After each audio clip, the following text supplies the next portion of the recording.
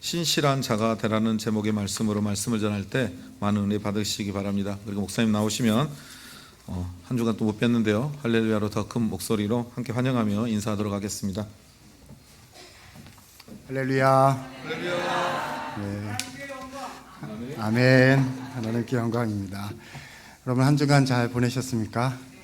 네, 지난주에 또 피치 못할 사정으로 뵙지 못해서 송구한 마음이고요. 또 그렇지만 부활주일 하나님께 영광을 드리며 또 부활하신 예수님을 찬양하는 복된 부활주일 보내셨을 줄로 믿습니다. 저는 오늘부터 좀 간간히 뭐 다른 설교할 때도 있겠지만 사무엘서에 나타난 소명자들, 하나님께 사명을 받은 사람들의 이야기를 사무엘서를 통해서 몇 번에 걸쳐서 좀 말씀을 드려볼까 합니다. 하나님을 만난 사람들 얘기예요. 그러니까 소명을 받았다, 사명을 받고 부르심을 받았다는 것의 핵심적인 정의는 무슨 위대한 일을 하도록 그렇게 뭘 주셨다, 물론 그것도 있을 수 있겠지만 훨씬 더 중요한 거는 부르시는 분 누구를요? 하나님을 만난 거예요. 그래서 하나님을 만날 때 하나님께서 내 삶을 인도하시고 또 이끌어 가시는 방향, 이유가 무엇인지를 알게 되었던 것입니다. 아무쪼록 우리 성도 한 분 한 분들께서 하나님을 만나실 수 있는 그런 오늘 예배 시간이 되시기를 간절히 소원합니다.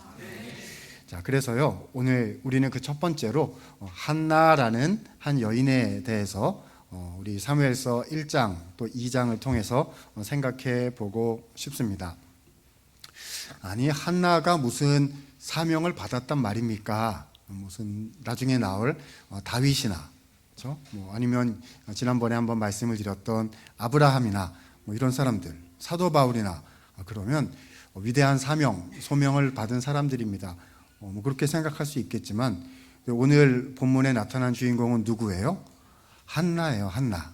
우리가 한나라는 이름을 가지신 분들을 꽤 알고 있어서 한나 그러면 이제 잘 알지만은 좀 성경에 그렇지만 이 한나가 굉장히 많이 나오거나 그렇지는 않잖아요. 어디에 나와요? 그냥 여기 그냥 딱 나와요. 그리고 뭐 했지요? 아기를 못 낳다가 아기를 낳더라. 요거거든요. 그래서 사무엘의 어머니가 되었다. 요 정도 이야기예요. 그렇지만요, 여러분, 사실 한나는 하나님께로부터 정말 귀중하고도 복된 사명을 받은 사명자였습니다. 그래서 그녀가 받았던 사명이 무엇인지 생각해 보면서 하나님, 이 사명을 저에게도 주시기 원합니다. 이런 마음을 오늘 우리가 갖게 되기를 원하는 것입니다. 자, 아무튼요, 그래서 오늘 누구 얘기를 하겠다고요? 한나 얘기를 하겠다는 겁니다. 오늘 우리가 사무엘상 2장에 나온 한나의 기도문, 한나의 노래를 읽었는데요. 사실 한나가 겪었던 스토리는 사무엘상 1장에 잘 기록이 되어 있습니다. 그래서 한나 스토리다, 한나 사건이다 라고 하면 사무엘상 1장 더하기 사무엘상 2장, 그래서 요 두 장의 내용으로 생각하시면 되겠습니다. 1장의 내용은 우리가 비교적 잘 알고 있고요. 그런데 2장의 내용은 잘 모르실 수도 있어요. 그래서 이 두 가지를 우리가 한꺼번에 이렇게 묶어서 오늘 좀 말씀을 드려보려고 하는 것입니다.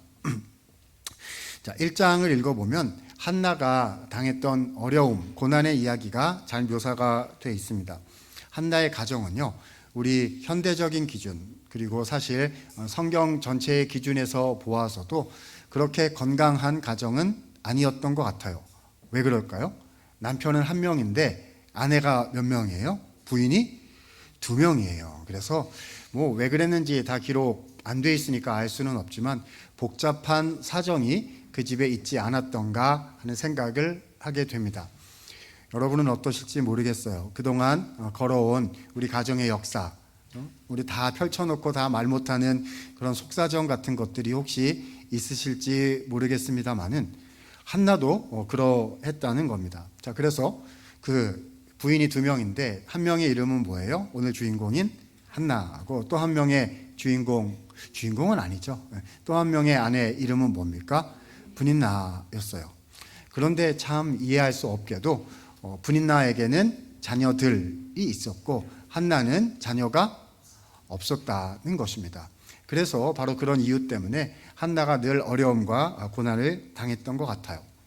자, 그렇지만 그 가정에 신앙은 있어서 하나님께서 정하신 절기가 되었을 때 실로라는 곳에 올라가서, 그러니까 법궤가 있었던 곳이었죠. 그래서 하나님께서 정하신 곳에 올라가서 하나님께 제사를 잘 드렸던 믿음의 가정이었다는 것을 알 수가 있습니다.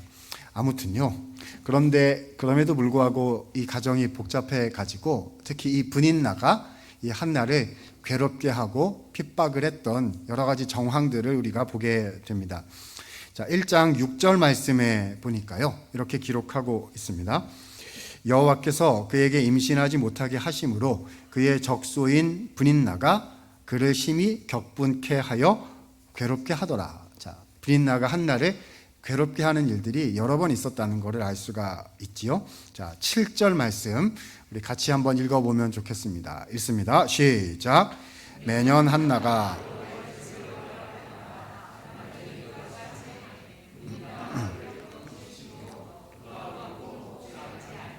자, 분인나가 한나를 괴롭게 했는데 심지어 어떤 장소에서까지 괴롭게 한 거죠?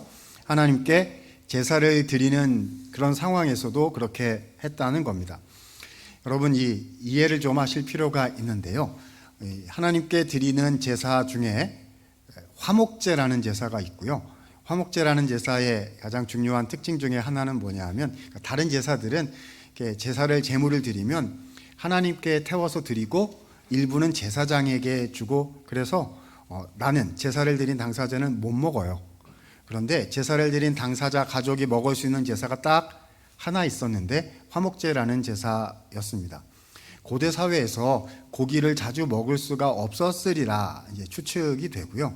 그러니까 지금 하나님께 화목제를 드리고 그리고 그 남은 고기로 가족들과 함께 식사하는 이 자리는 여러 가지 의미로 되게 중요한 자리였을 게 틀림이 없는 거죠.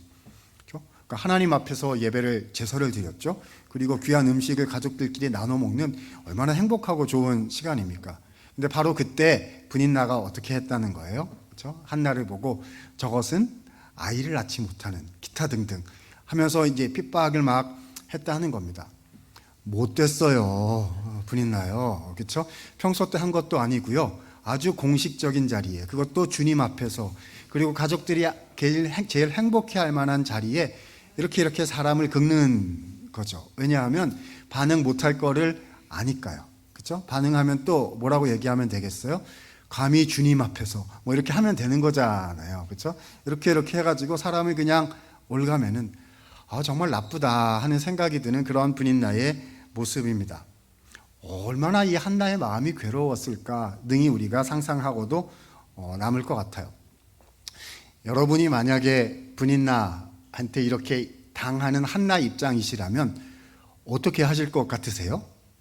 저 같으면 이렇게 우리 한국말로 이 고대 이스라엘에는 이런 말이 없었겠으나 우리 한국말로 이렇게 하면 되지 않을까요? 저런 분인나 같은 저런 사람은 한번 머리채를 붙잡고 흔들어줘야 된다. 그렇죠? 그래서 한나가 너무 착해가지고 내 당하고 막 이러니까요. 본때를 보여줘가지고 뜨거운 맛을 보여줘가지고 다시는 그렇게 못하도록 한번 이렇게 잡고 제대로 흔들어줘야 그렇죠? 다시는 이런 짓을 못하겠구나. 그래서 분인나를 꺾자라는 그런 마음을 가지지 않았을까 싶은데요. 그런데 한나는 그렇게 하지를 않았습니다. 그렇죠? 전혀 다른 종류의 반응을 보였다는 것을 1장 10절과 11절 말씀을 통해서 우리가 발견하게 됩니다. 자, 10절 보니까요. 한나가 마음이 괴로워서 여호와께 기도하고 통곡하며 자, 11절 같이 읽습니다. 시작. 서원하여 이르되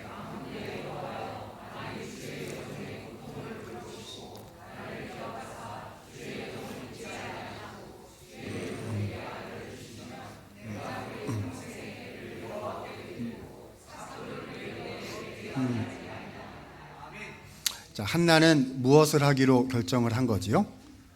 기도하기로 결정을 한 것이었습니다. 자, 이게 기도하기로 했다는 게 도대체 무슨 뜻인지 오늘 쭉 나올 거예요. 계속해서 이 내용이 나올 것인데요. 자, 맨 처음 우리는 이렇게 일단 정리를 해볼 수 있을 것 같습니다. 분인나는 이 고난 중에, 이 고통 중에요, 사람과 씨름하여 해답을 얻으려고 한 것이 아니었고요. 누구와 씨름하려고 한 거죠? 하나님 앞에 가서 하나님과 씨름을 하려고 했던 것이었습니다. 자, 우리 성도님들은 어떻게 인생을 사시나요? 그죠? 분인나 같은 자들이 있어요. 그죠? 또 가까이에 있을 수도 있죠. 그래서 우리가 저것을 꺾어야, 그죠? 내가 저 사람을 이겨야 그래야 내 인생이 펴겠구나, 문제가 해결이 되겠구나 라고 생각이 되는 사람들이 있습니다. 없으세요? 없으시면 좋죠. 너무 복된 것일 텐데. 근데 대개 있으실 거예요. 그렇죠? 그때 우리의 반응은 무엇입니까? 그렇죠? 문제를 해결하고 내가 정말 붙잡고 씨름해야 할 대상이, 그러니까 내가 그 사람을 이겨서 이기는 것이다 라고 생각하고 사시나요? 아니면 하나님께서 나를 부르셔서 왕이시고 내 인생의 주인이시고 생사화복을 주장하시는 하나님과 씨름하라고 하시는구나 라고 생각하십니까? 우리의 반응은 뭐예요? 그렇죠?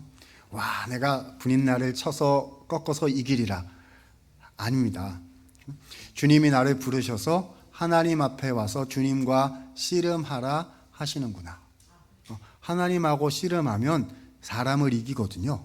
그렇죠? 하나님하고 씨름하는 사람이 인생을 이기는 사람인 거죠. 제 이야기가 아니라 어디에 나와요? 성경 말씀에 네 나와요. 네 나와요. 이거 저의 짧은 인생의 경험 속에서도 사람하고 싸워서 이기려고 하면 힘들고 지치고 결국 져요. 그렇죠? 그 사람한테 지는 게 아니라 저한테 지고 욕심에 지고.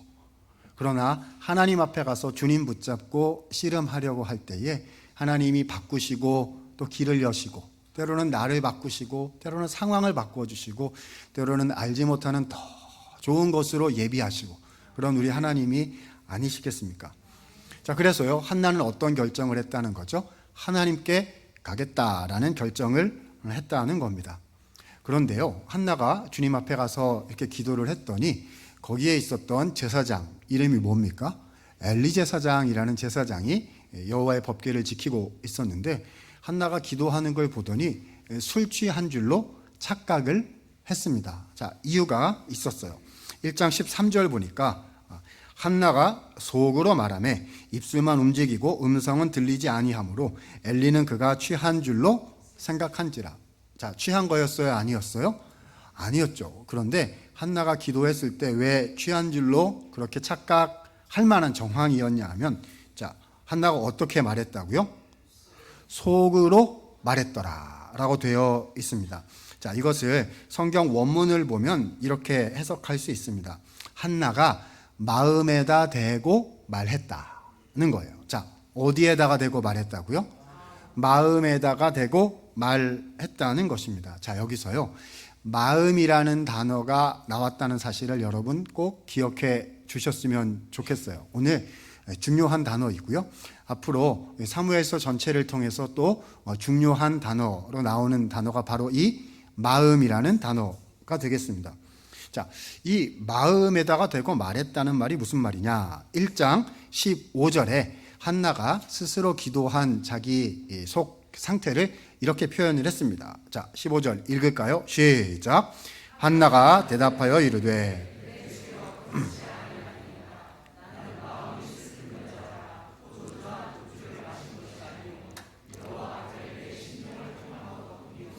자, 한나가 자기 마음을 이렇게 설명을 했습니다. 중간에 보니까요, 나는, 자, 마음이 어떠한 여자라? 슬픈 여자라. 자, 이 마음에 관한 이야기가 계속 나오고 있다는 것을 여러분 보셔야 됩니다. 자, 우리 한국말 성경에 여기 마음이라고 번역한 단어는 사실 영혼이라는 뜻입니다. 그래서 나는 영혼이 어떠한 여자입니다? 슬픈 여자입니다 라고 했는데요, 슬프다라는 말의 원어를 이렇게 살펴보면요, 이런 뜻이에요. 딱딱하다 혹은 굳었다라는 뜻입니다. 영혼이 어떻게 됐다고요? 딱딱해져가지고 굳었다는 겁니다. 여러분, 한나가 그동안 분인나한테 당하고 이 서럽고 슬프고 이런 게 얼마나 많았으면 자기 영혼이 어떻게 됐다고 표현을 해요? 어떻게 됐다고요? 딱딱해져서 굳었다. 성도 여러분, 이런 경험 있으세요? 그렇죠? 마음이 굳어졌어요. 처음에는 이렇게 생채기가 나서 아프다 이런 생각이 드는데 나중에는 아프다는 생각도 안 들어요. 왜죠? 마음이 굳었거든요. 그럼 마음이 굳으면 대개 어떻게 합니까? 신경도 안 쓰고요. 이게 문제라는 생각도 안 하고요. 그리고 특별히 하나님 앞에 나와서 주님 앞에 이거 가지고 기도를 해야겠다는 생각도 안 하게 되죠. 그렇죠? 그리고 어떤 생각, 한번 잡아야겠다 분이나 이런 생각으로 쭉 가게 되겠지요. 얼마나 마음이 어려웠으면 저는 영원히 굳은 여자입니다라는 표현을 썼을까요? 그런데 한나는 그걸로 끝내지를 않았어요. 한나는 그걸로 끝내지를 않았습니다. 자, 뭐라고 했습니까? 하반절 보니까요. 여호와 앞에 나의 심정을 무엇하였다?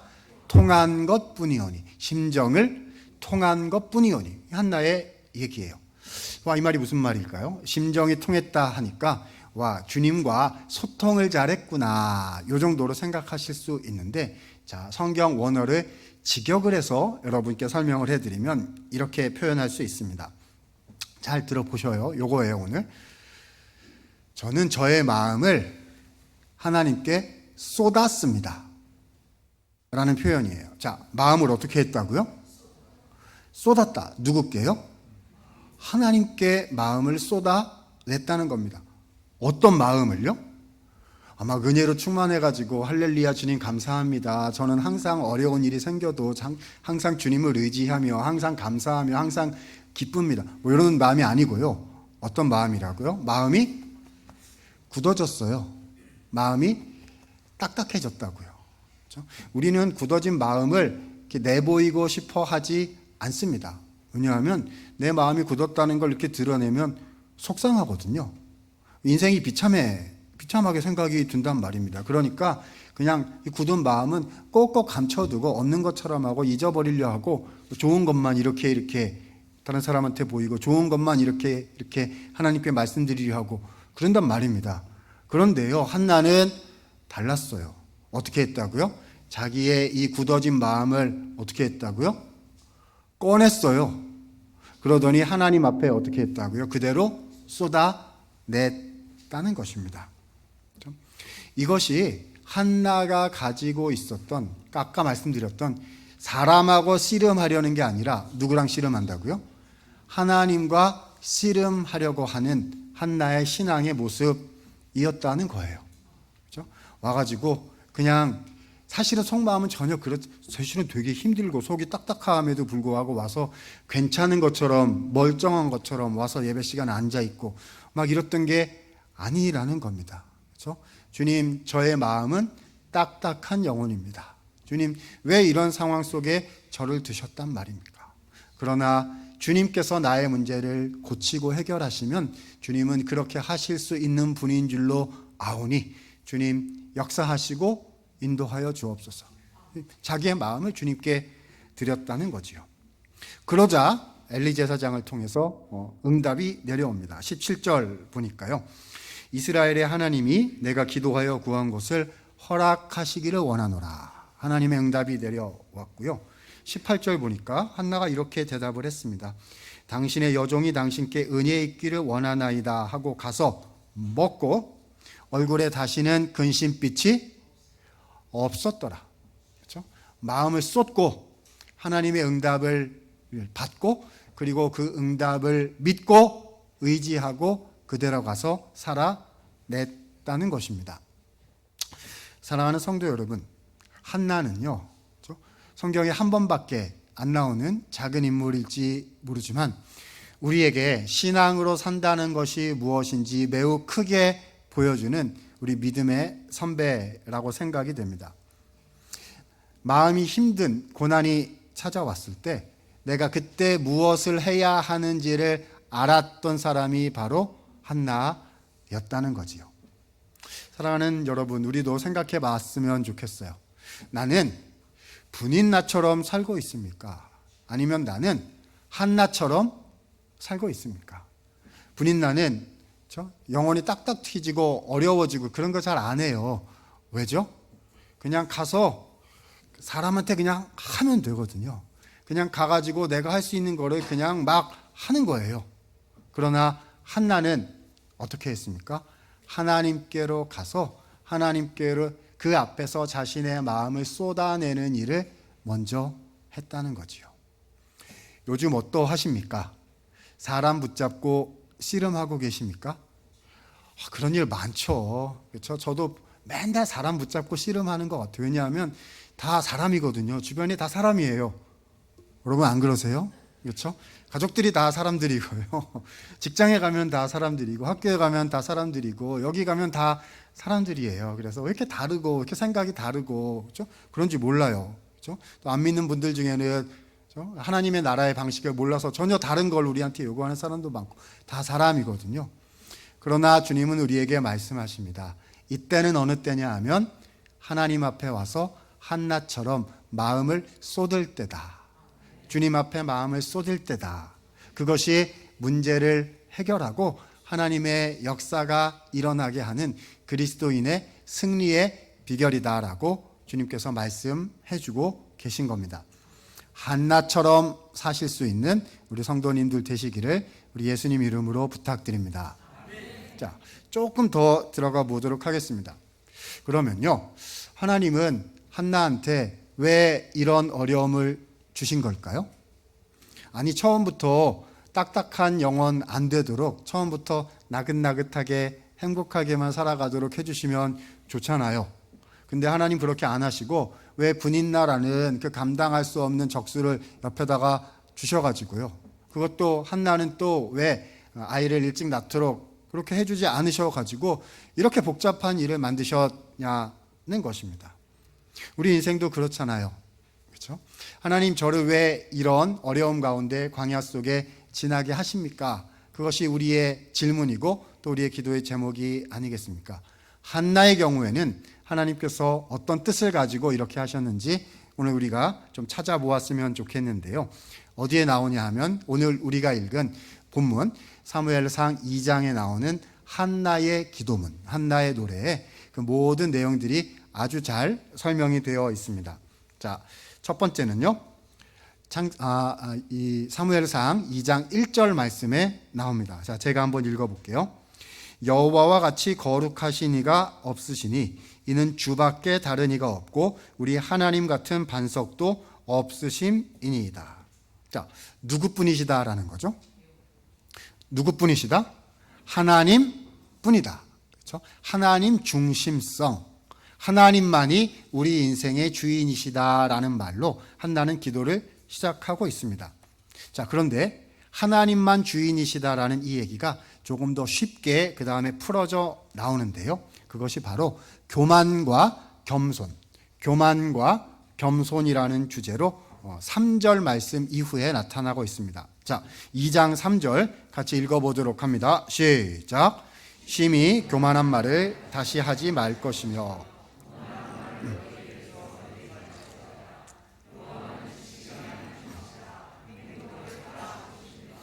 자, 쉬운 말로 요약하면 어떻게 될까요? 무엇하지 말라? 교만하지 말라라는 뜻이 되겠죠. 여러분 성경에 교만과 겸손이라는 말이 많이 나오는데요. 교만과 겸손은 사람 앞에서 교만하고 겸손한 거 이런 거 말하는 게 아니고요. 성경에 나오는 교만과 겸손은 자, 누구 앞에서의 태도입니까? 하나님 앞에서의 태도예요. 하나님이 주인이시다라고 인정하면 겸손한 것이고요. 내가 내 인생 주인입니다라고 생각하면 교만한 거예요. 그래서 이게 성경이 말하는 교만과 겸손인 건데요. 자, 그래서 맨 처음에 주님뿐이십니다. 한나가 이렇게 노래를 했고 두 번째는 뭐 하면 안 된다? 교만하면 안 된다고 했어요. 그런데 그 다음 이야기는요.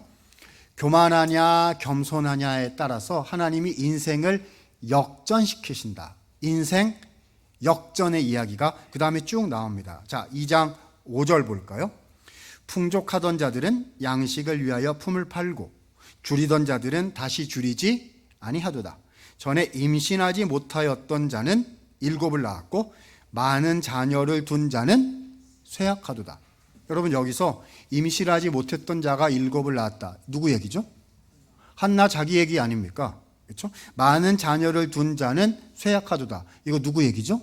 한나를 핍박하던, 그렇죠, 분인나 얘기예요. 그렇죠? 주님 앞에 겸손하다는 게 뭐죠? 나가서 하나님의 역사를 기억하고 주님이 주권자이신 걸 기억하고 기도한 한나의 신앙의 모습, 그게 겸손인 거잖아요. 근데 분인나는 그런 거 생각 안 하고요, 그냥 자기가 좀 가졌다고 못 가진 사람 막 핍박하고 약 올리고 이렇게 긁어대고, 그건 뭐 한 거죠? 하나님 앞에서 교만한 것이다. 그렇죠? 그러니까 주님이 이렇게 보시고서는 어떻게 하신다는 거죠? 교만한 자는요, 어떻게 해요? 하나님이 이렇게 툭툭 쳐가지고요, 낮추신다는 말입니다. 그죠? 근데 겸손한 자는 어떻게 해요?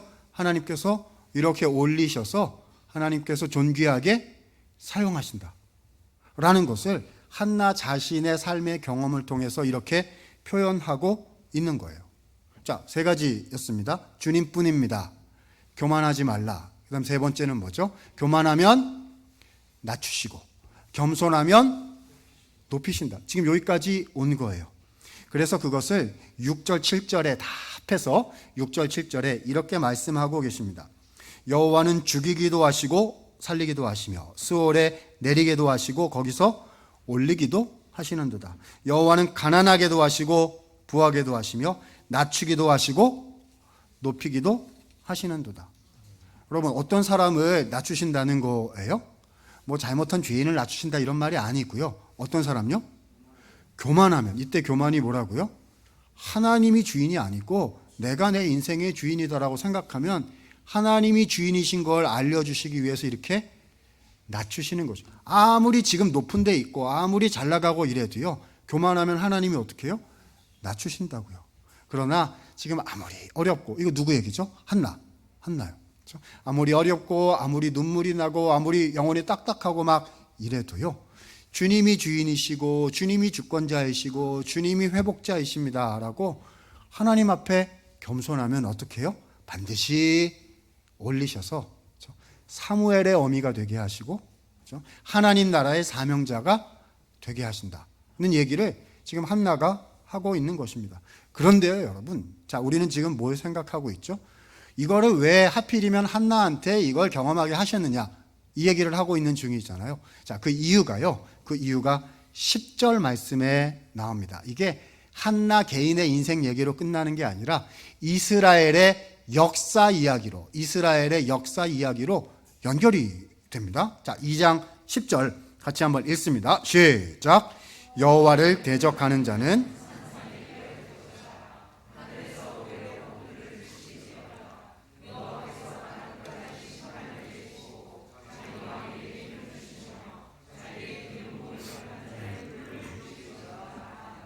아멘. 자, 끝에 보니까요, 여호와께서는 자기 누구에게 힘을 주신다? 맨 끝에 보니까 자기 왕에게, 왕이라는 표현이 나와요. 왕에게 힘을 주시며 자기의 어떤 자요? 기름 부음 받은 자의 뿔을 높이신다라고 되어 있습니다. 여기서 왕하고 기름 부음 받은 자는 같은 의미다라고 생각하시면 됩니다. 그러니까요, 지금 이스라엘에요, 앞으로 왕정제도가 수립이 될 것인데, 그렇죠? 그 왕정제도를 하나님께서 평가하시는 그런 평가의 기준이 바로 이 한나의 노래다라는 얘기입니다. 자, 설명이 조금 필요할 것 같네요. 여러분, 지금 한나가 누구를 낳았어요? 사무엘을 낳았어요. 그렇죠?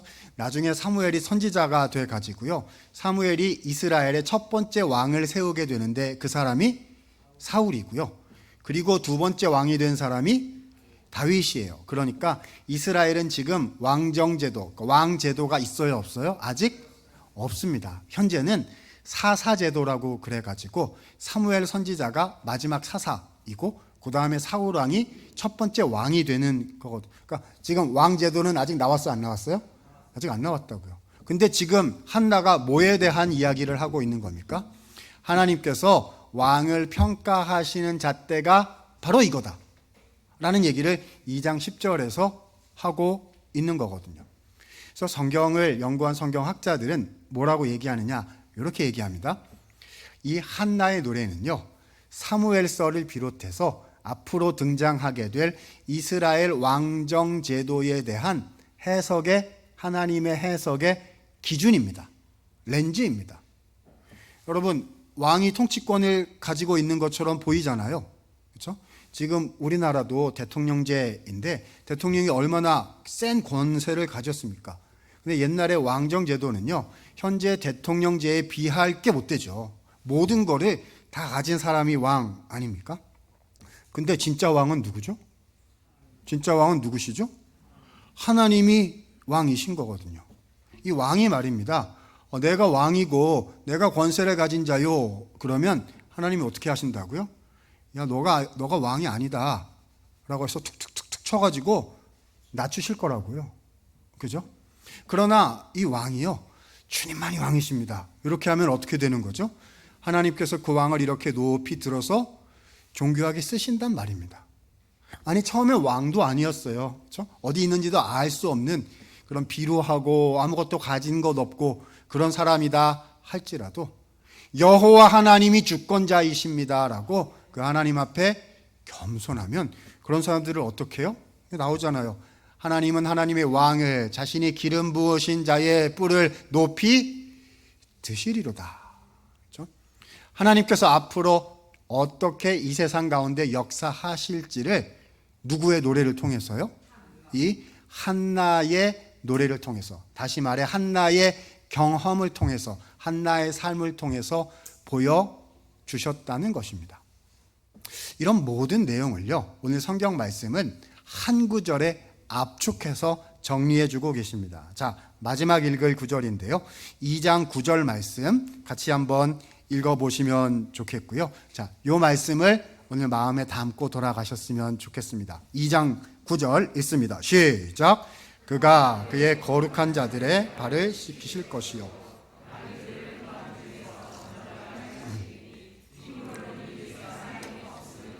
아멘. 자, 상반절 말씀입니다. 하나님께서는요, 하나님의 어떤 자들의 발을 지키신다? 거룩한 자들의 발을 지키신다 라고 말씀하셨습니다. 이제 결론인데요, 여러분, 거룩한 자란 누구일까요? 성경에서 거룩한 무리 그러면 성도 해서 교회를 가리키는 표현일 때가 대부분입니다.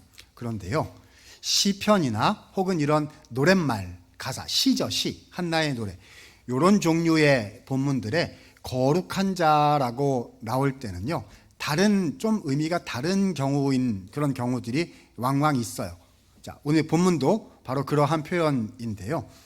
자, 여러분, 제가 예전에 룻기 통해서도 이전에 한번 말씀을 드린 적이 있으실 것이고, 또 평소에 우리 임은범 목사님 말씀 통해서도 여러 번 들으셨으리라 생각이 되는데, 헤세드라는 표현 아시죠?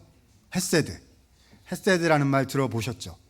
헤세드란 말이 주님의 은혜, 주님의 은총 이런 뜻인데요, 이것이 약속을 반드시 지키시는 신실한 사랑이라는 뜻이에요. 그래서 신실성, 성실성이라는 뜻을 가지고 있는 단어가 헤세드라는 단어거든요.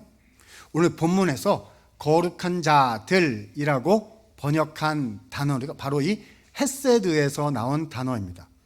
그래서 이렇게 번역하면 직역이 돼요. 신실한 자라는 뜻입니다. 자, 어떠한 사람들이요? 하나님은 어떠한 사람들의 발을 지키신다? 신실한 사람들의 발을 지키신다. 목사님, 저는 신실하지가 않은데요. 그렇죠? 목사님들, 전사님, 우리 장로님들, 권사님들 신실하신데 저는 믿음도 부족하고 연약해서 저는 안 신실한데요? 라고 생각하실지 그런 어떤 인간적인 완벽함, 허물 없음, 뭐 티끌 하나 잘못한 것 없음, 뭐 그런 뜻이 아니에요. 이 말은요. 여러분, 성경에서 신실한 자, 성실한 자라는 말은 이런 뜻입니다. 자, 무슨 단어라고요? 이미 말했는데요. 헤세드요, 헤세드. 헤세드가 누구의 사랑, 누구의 신실한 사랑을 말하는 거죠? 하나님이 우리한테 베푸신 신실한 사랑을 주님은 인자하십니다. 주님의 인자가 영원하십니다. 그렇게 말하는 거 아니겠어요? 그러니까 신실한 자들이란 어떤 사람들이냐? 자, 기억해 두세요. 하나님의 인자하신 사랑을 경험을 해가지고, 누가 경험을 했어요? 내가 경험을 한 거죠. 하나님의 그 인자하신 신실하신 사랑을 경험을 해. 하나님이 나한테 약속을 지키시거든요. 하나님께서 가장 좋은 일을 행하시거든요. 그래서 그걸 경험을 했어요. 그래서 그 하나님의 신실하신 성품이 나의 성품이 되도록 변화된 사람들, 하나님의 사랑을 많이 인자하신 사랑을 많이 경험을 했어요. 주님, 저도 이 인자한 사람이 되고 싶습니다. 주님께 대해서 제가 지킬 걸 지키겠습니다. 한국말로 의리, 뭐 이렇게 생각이 될 수도 있겠죠. 주님께 대해서 지킬 걸 지키겠습니다. 주님, 제가 이웃에 대해서 지킬 걸 지키겠습니다. 주님, 하나님께서 저한테 맡겨주신 그 모임, 그 공동체, 그 사람들에 대해서 하나님이 저한테 신실하셨던 것처럼 저도 약속을 지키고 저도 사랑하고 저도 보살피는 신실한 사람이 되고 싶습니다. 그런 사람들을 뭐라고 불러요? 신실한, 그러니까 하나님의 사랑을 경험을 해가지고요, 그 사랑 때문에 조금씩 바뀌어지게 돼서 예수님 닮아가게 된 사람들, 뭐라고 부른다고요? 신실한 자. 주님은 약속하고 계십니다. 하나님은 신실한 자들의 발을 지키실 것입니다. 누가 신실한 자죠? 본문 사건에서요? 한나요, 한나. 그렇죠? 신실한 자란 그러니까 완벽한 사람이 아니고요, 분인나가 와가지고 막 싸움을 걸 때, 그래가지고 이 가슴에 이게 얹혀가지고 말입니다. 딱딱해져가지고 못 살겠다 이렇게 생각이 되고, 그렇죠? 그냥 다 숨겨놓고 다 포기하고 그만둬야겠다라는 생각이 들 때, 그때 신실한 사람은 어떤 사람인 거죠? 나의 사랑하신 하나님을 기억하고 주님 앞에 와가지고요, 그 딱딱한 마음을 쏟아내는 사람. 하나님, 저의 딱딱한 마음 여기 있어요. 이렇게 내놓는 거죠. 와가지고 막 잘난 척하고 저는 신앙이 훌륭하고 저는 4대째 5대째 신앙생활을 하고 있으며 주님께 그동안 이렇게 헌신했으며 막 그런 잘난 척, 아니 그런 거 말고요, 그냥 솔직하게 꺼내가지고 하나님, 제 마음이 심히 딱딱하온데 주님 어떻게 해야 되겠습니까? 라고 이렇게 내놓는 그런 사람들을 뭐라고 부른다고요? 겸손한 자요. 겸손하지 않으면 마음 못 내놔요. 겸손한 자라고 하시더니 나중에는 뭐라고 부르셨어요? 신실한 자다. 신실한 자. 왜냐하면 그런 사람들이 신실한 사람이 되어 가는 것이거든요. 사랑하는 여러분, 주님은 오늘 우리에게 말씀하고 계십니다. 하나님이 나에게 어려움을 주신 이유는, 나에게 분인나와 같은 자들을 주신 이유는 아프게 하려고 하신 것이 아니라 소명을 주신 거예요. 어떤 소명이죠? 한나와 같이 신실한 자가 되라. 하나님의 사랑을 경험하고, 그렇죠? 그 하나님의 사랑을 내 삶에서 소화하고 예수님을 닮은 삶을 살아가라고 우리에게 소명을 주셨다는 거죠. 여러분, 오늘 세 가지를, 저 할 얘기는 다 했어요. 성경 본문 얘기는 다 했어요. 그런데 여러분께 이 내용을 가지고 세 가지를 하시라고 말씀드리고 마치도록 하겠습니다. 첫 번째는요, 하나님께서 오늘 우리에게 네 마음을 나에게 달라, 네 마음을 내게 달라, 그 말씀하신다는 사실을 기억하고 돌아가셨으면 좋겠어요. 너무 어려워서 주님 앞에 내어놓지 않고 가지고 계신 마음 있으시죠? 보고 싶지도 않거든요. 내 마음인데 보고 싶지도 않아요. 꺼내서 이렇게 하는 게 수치스럽고 너무 힘들거든요. 그 마음을 꺼내어서 내게 달라고 말씀하십니다. 너의 마음을 내게 쏟아 놓으라라고 말씀하세요. 한 번에 안 될 수도 있습니다. 예배 한 번으로 안 될 수 있고요. 그러나 이 말씀 기억하시고, 주님, 제가 저의 마음을 주님 앞에 다시 드리는 사람이 되기를 원합니다. 그래서 큐티 하시거나 성경 묵상하시거나 예배 한 번 더 나오시거나 한 번 더 기도의 시간을 가지기로 하시거나 하시면서 주님 앞에 마음을 드리려 하시는 여러분들이 되실 수 있으면 좋겠습니다. 두 번째, 하나님께서 이런 모든 것을 통해 가지고요, 나에게 소명자로 부르고 계시구나 하는 사실을 인정하시고 기억하실 수 있기를 바랍니다. 나는 다 알지 못하나 그러나 주님은 나를 한나와 같은 어떤 사람이 되라? 겸손한 자가 되고 어떤 사람이 되라?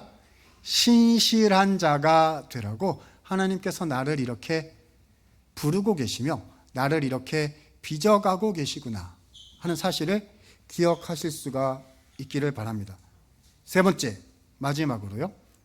그래서 하나님께서 나에게 한나가 되라고 부르고 계신다.